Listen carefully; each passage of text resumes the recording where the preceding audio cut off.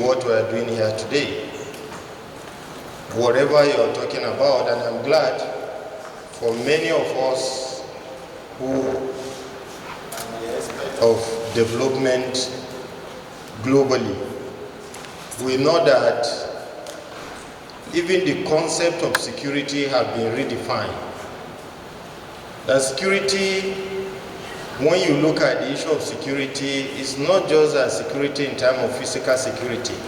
It's redefined to the new concept again defined by the United Nations to include human aspect of security, food security, health security, job security, self-esteem and whatever.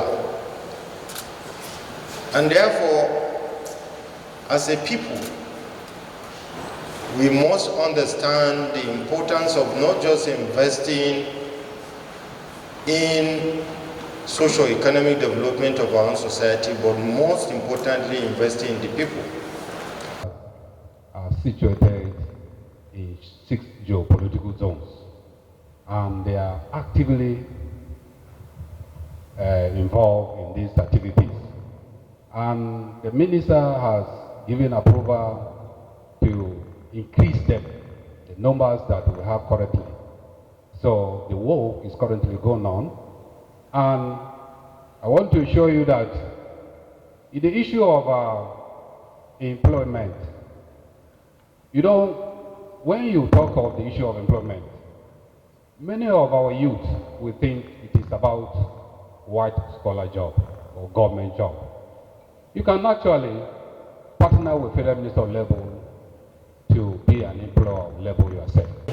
I bring you warm greetings from the Honorable Minister of Women Affairs, Hajja Iman Suleiman Ibrahim, FSI, who would have loved to be here. She had truly planned. We had been in communication with the organizers, but as you all know, today we have a she-included financial program at the State House. We're hoping that she would have finished before coming here. Nevertheless, she has asked me to stand in here for her, so I'm representing her. At the Federal Ministry of Women Affairs, like the name suggests, is a national institution for the advancement of women, children, families, and the vulnerable in Nigeria. The year just started, and for those of you who do not understand the nature of the Federal Ministry of Women Affairs, it's a creation of the Beijing Platform for Action.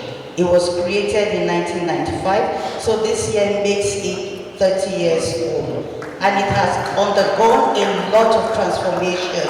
If you remember, at the point in time, it was Federal Ministry of Women Affairs and Youth Development. Over time, it became Federal Ministry of Women Affairs and Social Development. Now we stand as Federal Ministry of Women Affairs. I'm Moko, and I'm the founder of Advancing Your Voice Initiative, a non-profit empowering young people through digital engagement and training to participate in leadership, community service, and nation building.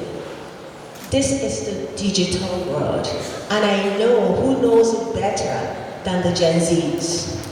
Every single time you see them, they are browsing on their telephones, on their smartphones. The world has moved now from digitalization.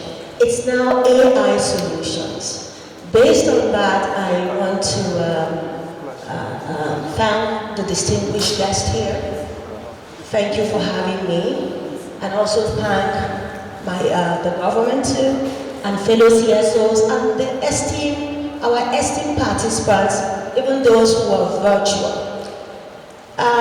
Advancing Your Voice Initiative, we looked at the statistics from what the invitation was, and we find out that these statistics are HDI weightings of what the regional power, and they understand clearly the role of the media as an instrument of soft power that can be used to premise and tell not just Nigerian but African story.